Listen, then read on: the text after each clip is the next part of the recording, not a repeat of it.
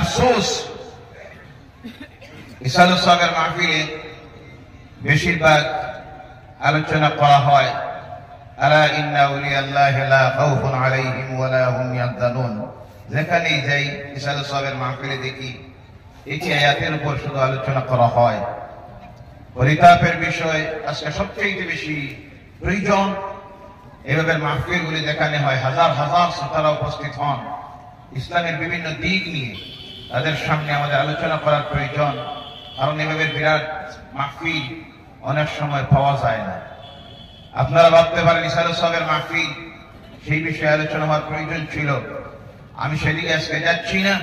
আমার বলার উদ্দেশ্য হলো আজকে আমার এই সমাজ, আমাদের এই যে জাতি গুমরাহির দিকে যাচ্ছে, বিভিন্ন কুসংস্কারে নিমজ্জিত হচ্ছে, আল্লাহ নাফরমানির বিভিন্ন কাজের মধ্যে আজকে আমার এই সমাজের মানুষগুলি যেভাবে যাচ্ছে তার এক নম্বরের কারণ হলো জ্ঞানের অভাব, জ্ঞানের আলোর অভাব।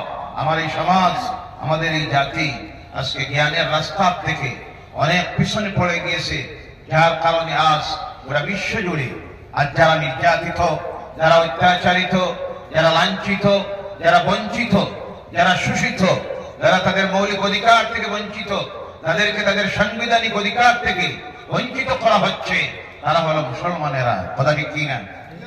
গোটা বিশ্ব জুড়ে আমরা যদি দেখি আজ জ্ঞানের সেই অভাবের কারণে, যেখানে পৃথিবীর 57টি ইসলামিক রাষ্ট্র থাকার পর 280-90 কোটির ঊর্ধ্বে মুসলমান থাকার পর পৃথিবীর একটা ক্ষুদ্র জাতিগোষ্ঠী যারা হলো ইহুদিরা, সেই ইহুদি একটা রাষ্ট্র, তার নাম হলো স্বগঠিত জবরদখলকারী রাষ্ট্র ইসরায়েল।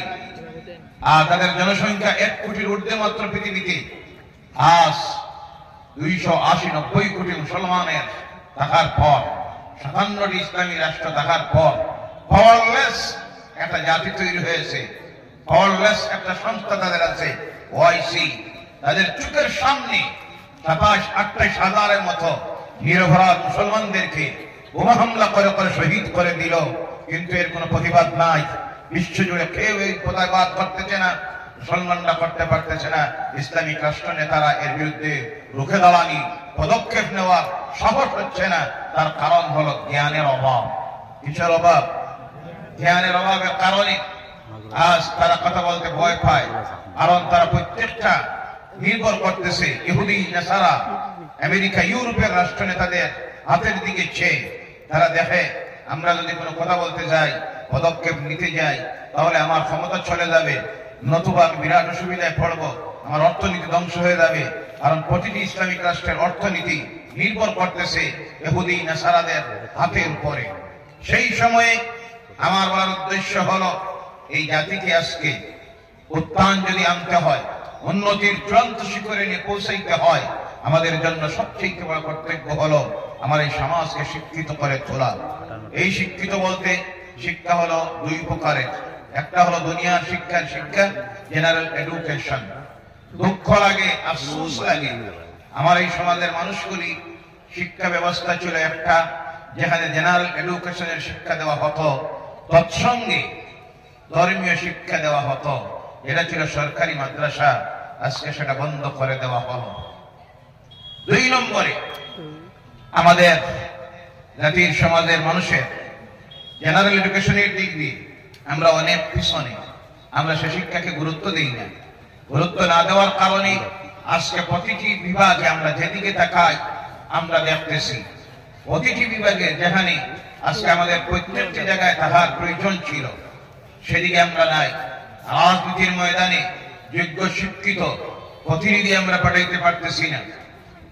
প্রশাসনিক বিভাগে আমরা দেখতেছি আমাদের কোটা শূন্যের কোটায় পৌঁছে যাইতেছে, সেদিকে আমরা নাই।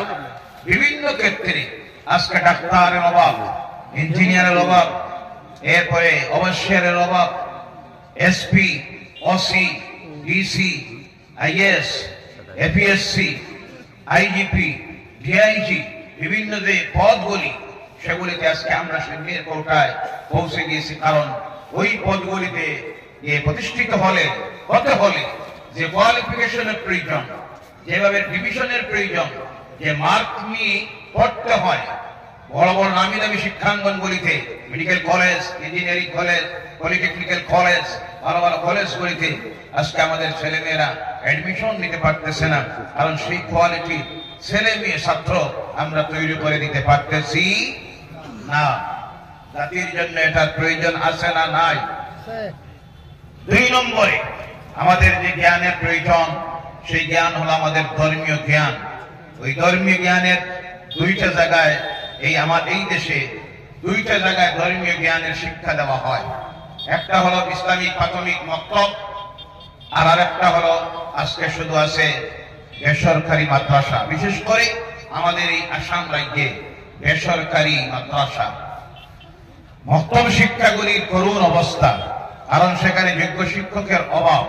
যোগ্য শিক্ষকের অভাব হওয়ার কারণ হলো সেখানে শিক্ষক যাদেরকে নিয়োগ দেওয়া হয়, বেশিরভাগ সেখানে শিক্ষক যারা থাকেন তারা থাকেন মসজিদের ইমাম সাহেব যারা, যোগ্য আলেম যারা, যোগ্য ইমামতির যোগ্য যারা, তারা আজকে ইমামতি করতে যায় না, মক্তবে চাকরি করতে যায় না।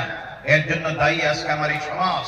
কারণ আমার সমাজের মানুষের চিন্তাধারা হয়ে গেছে ইমাম এমন ইমাম রাখো যে ইমাম 4,000-5,000 টাকায় পাওয়া যায়, বলা কি না? কারণ যোগ্য যদি আলেম, শিক্ষকতার যোগ্যতা আছে, এমন যদি শিক্ষক নিয়োগ দিতে হয়, কম পক্ষে বেতন দেওয়ার প্রয়োজন 15 থেকে 20,000 টাকা, বলা কি না? কিন্তু আমরা তখন চিন্তা করি 15 থেকে 20,000 টাকা দেওয়া যাবে না, যেগুলো একজন যে কাজ চালাইয়া দেন, ও কাজ চালাইতে গিয়ে তো এমন অবস্থা হইতেছে যেখানে আমি গতকাল বেয়াদবি হচ্ছে। আন্তর্জাতিক খ্যাতিসম্পন্ন মুফাসসিরুল কোরআন শাইখুল হাদিস উস্তাদুল উলামা শাহ শফি আল্লামা রাথাবাড়ি সাহেব মঞ্চে উপস্থিত, ওনাকে রাখার পর বেশি দীর্ঘ বক্তব্য রাখাটাই বেয়াদবি হয়, তারপরও কিছু কথা বলতে হচ্ছে। গতকাল আমি বলেছিলাম যে এক ডাক্তারের কাছে রোগী নেওয়া হয়েছে, দাঁতের ডাক্তার। কিসের ডাক্তার?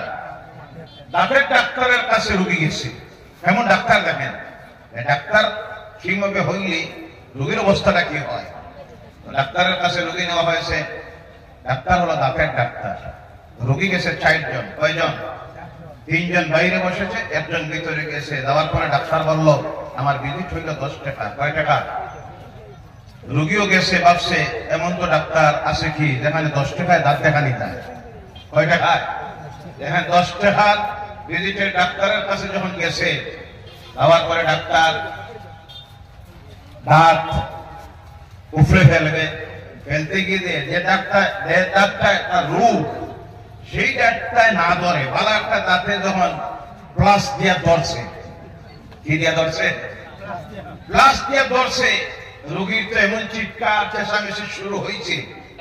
এর চেঁচামেচি শুনে বাইরে দেখছিল 3 জন রোগী। এরা কয় আমরা আগের থেকে যান বাঁচাই। গেছে, চলে গেছে 3 জন।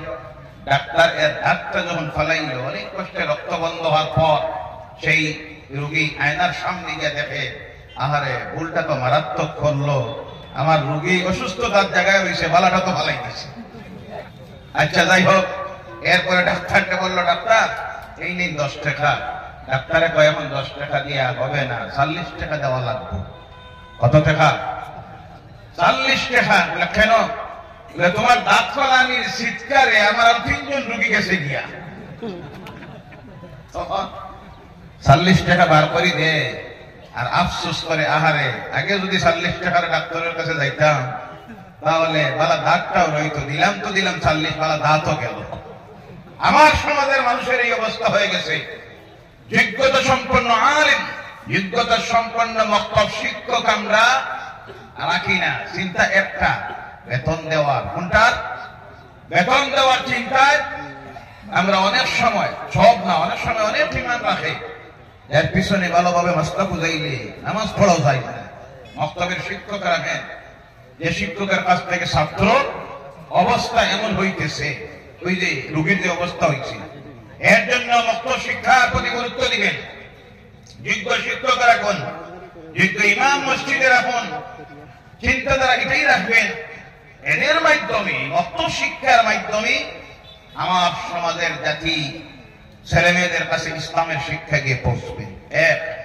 সেটা আজকে গুরুত্ব না দেওয়ার কারণে আমাদের ছেলেমেয়েরা শিক্ষিত হচ্ছে না। 2 নম্বরে বেসরকারি মাদ্রাসা শিক্ষা। আজকে বেসরকারি মাদ্রাসায় শুধু ধর্মীয় শিক্ষা দেওয়া হয় না। আমি আমাদের আজকের এই মাহফিল থেকে দরবারে নিমাইসানপুর থেকে নিমাইসানপুরের সাহেবজাদা তাদের পক্ষ থেকে আমাদের এই রাজ্যের মাননীয় মুখ্যমন্ত্রী ডাক্তার হিমন্ত বিশ্ব শর্মা স্যারের কাছে আমরা এই অনুরোধটা রাখি, আপনি শিক্ষার প্রতি অনেক গুরুত্ব দিয়েছেন। মাননীয় আমাদের আসামের শিক্ষামন্ত্রী শিক্ষার প্রতি অনেক গুরুত্ব দিয়েছেন। শিক্ষায় আপনারা বিপ্লব আনতেছেন, যেখানে আজ বিভিন্ন স্কুলে, কলেজে, হাই স্কুলে শিক্ষক নিয়োগ দেওয়া হচ্ছে। 50, 20, 30 লক্ষ টাকা দিয়ে বিল্ডিং তৈরি করা হচ্ছে। সেই সময়ে আপনাদের প্রতি অনুরোধ, বেসরকারি মাদ্রাসা যেগুলি, সেই বেসরকারি মাদ্রাসাগুলি শুধু ধর্মীয় শিক্ষা দেওয়া হয় না। এই বেসরকারি প্রতিটি মাদ্রাসায় আজ আসাম সরকারের সেবা কোর্সের মাধ্যমে জেনারেল এডুকেশন যাকে বলা হয়, স্কুলের শিক্ষার ব্যবস্থা করে দেওয়া হয়েছে। কথা ঠিক কিনা? জি, আপনাদের জানা আছে না নাই?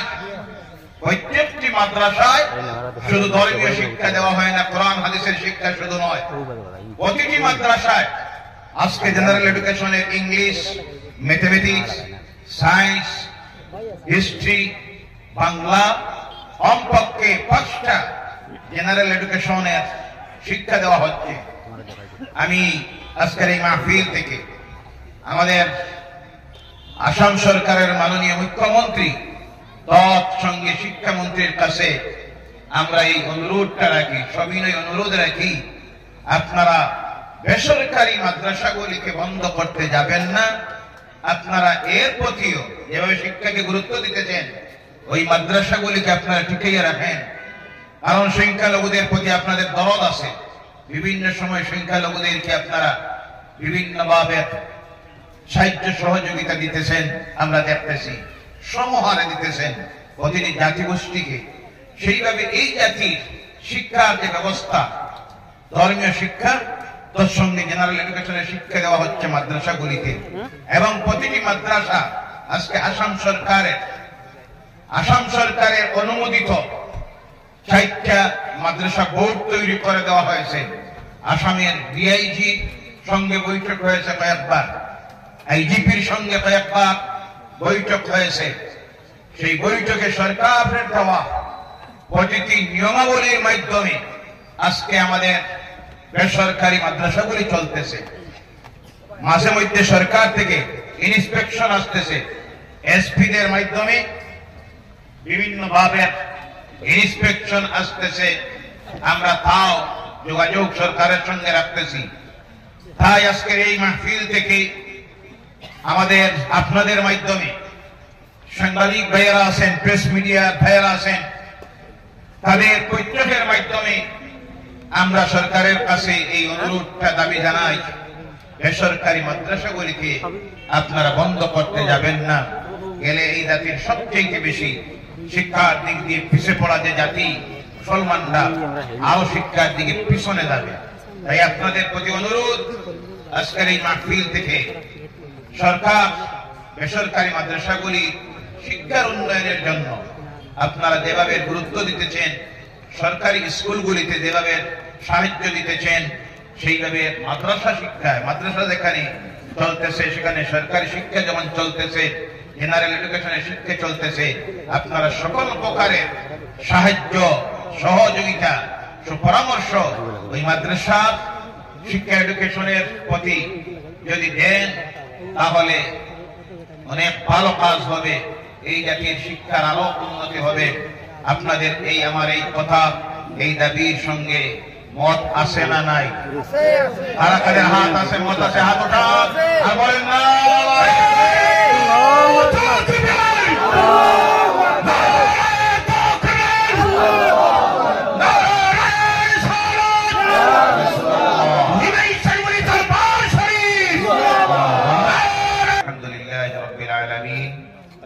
আসসালামু আলাইকুম ওয়া রাহমাতুল্লাহ।